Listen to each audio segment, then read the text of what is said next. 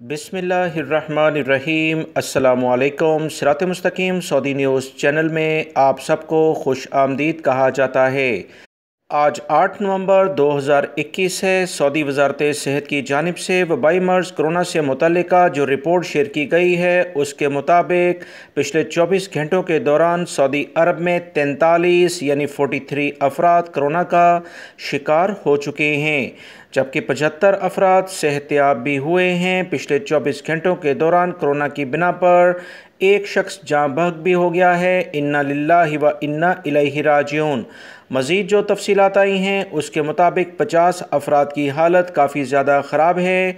इनके लिए ख़ुसूसी तौर पर दुआ की जाए। दोस्तों, इंटरनेशनल फ़्लाइट से मुतल्लिका कुछ अहम तरीन मालूमात मैंने अपने दूसरे चैनल पर शेयर की हैं, जिसका लिंक कमेंट्स बॉक्स और डिस्क्रिप्शन में मौजूद है। आप उसे लाजमी देखिएगा, बहुत अहम मालूमात हैं। वीडियो लाइक करके शेयर भी कीजिएगा।